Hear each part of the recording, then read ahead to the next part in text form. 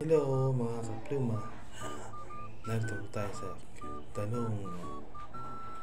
itanong mo kay Lumang Itim. May mga nagpadala sa akin ng message na nagtatanong at naghingi ng advice. Sa unang netizen nagtanong,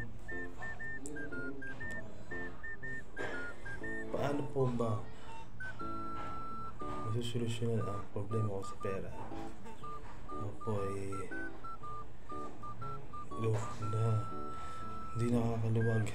Maluwag lang po ang aking mga damit at pantalon at short, pero ako ay naghihirap pa rin. Beno, mas ang inyong mga problema ay masusolusyonan kayo kung ikaw ay magbabanat ng buto at hindi maging batukan. Huwag maging juicy sa mga trabaho.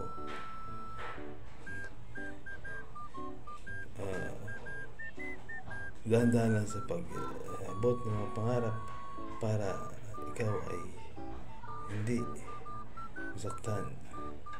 Money is good.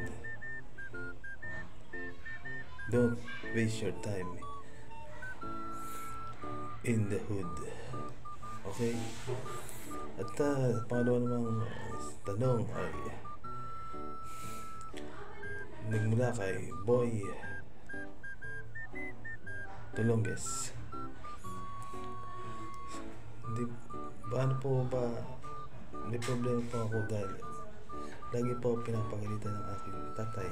Sinabihan niya ako huwag daw patulog-tulog sa pansitan.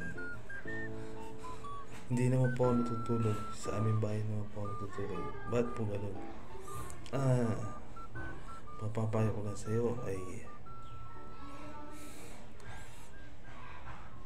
para hindi ka sabihan ng tulog sa pansitan ay bumili ka ng spaghetti at bigyan mo ang iyong tatay. Yung spaghetti na creamy at cheesy. At huwag ka na matulog para ikaw ay hindi sabihan ng gano'n.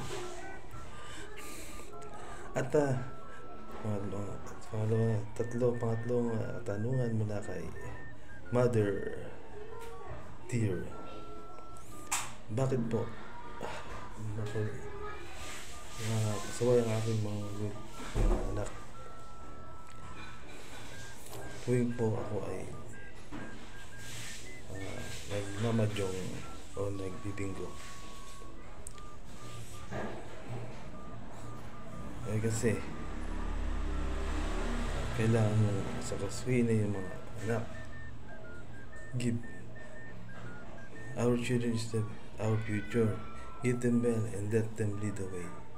Show them all the beauty of the possession side. Okay? Huwag mo pabayaan yung mga anak.